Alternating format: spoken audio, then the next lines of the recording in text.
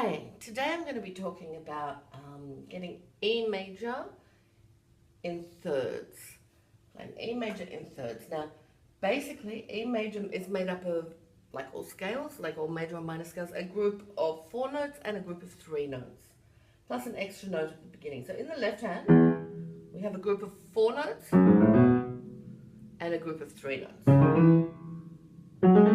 4 notes, 3 notes. They keep repeating.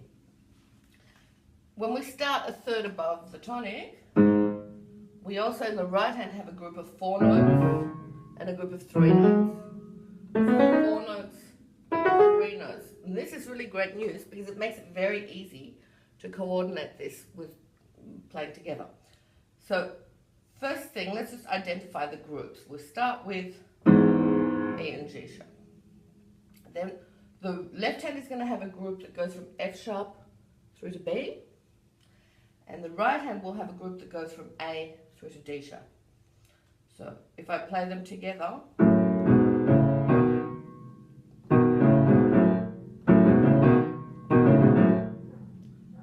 then looking back at the left hand, the group of 3 will play in the right hand, also from E. So you play them at once.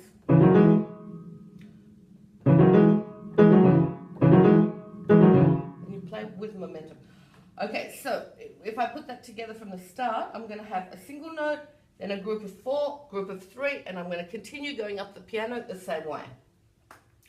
Now, just before I start, well, I'll just demonstrate that first. So going up.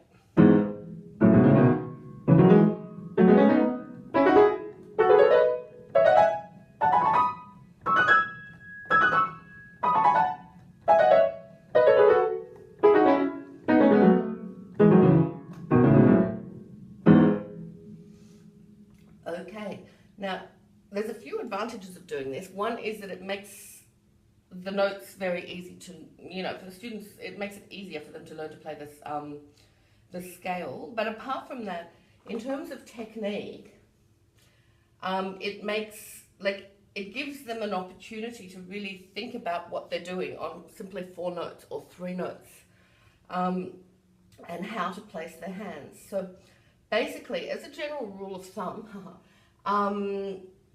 if I place, as students very often do, their third finger, they tend to overcurl it, place the second finger in front, essentially, of the third finger. That actually puts my hand totally at the wrong angle if the second finger is in front of the third finger, because I'm resisting the thumb, the ability of the wrist to help the thumb as the third finger goes over. So basically it's really important that the third finger is in front of the second.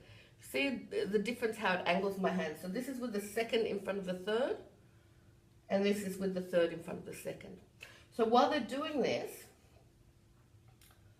just playing in groups like this, they can think about how they're placing their fingers. So I would always make sure that happens.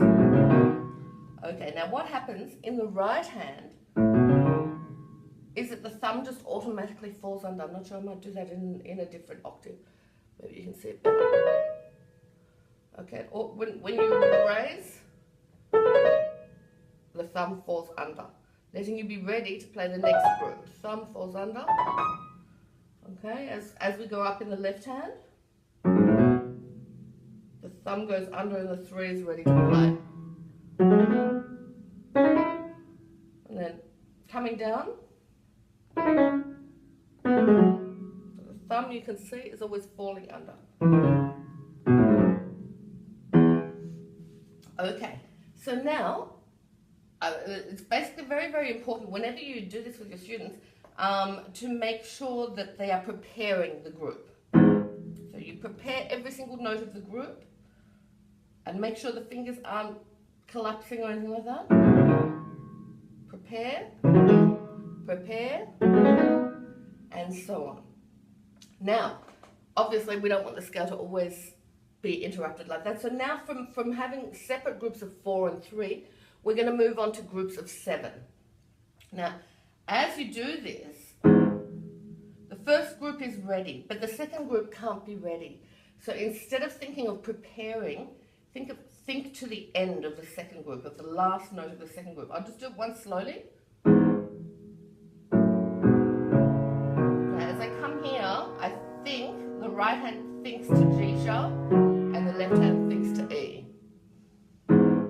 Because if not, my hand's restricted. I want to expand it out to the end of the group. So.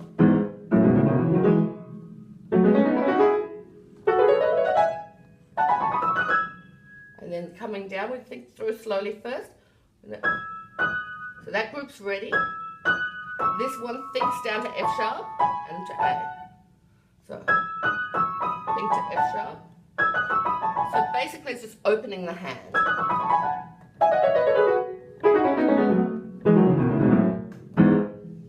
Okay, once that's fully mastered, you then move on to 2 octaves of it. So again, we're going to always end at that same place, but 2 octaves later.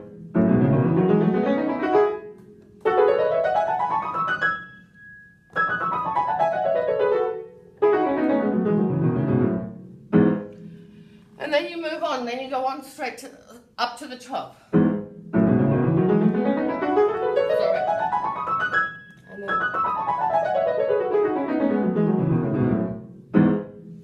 And then you play the whole scale. Oh, sorry.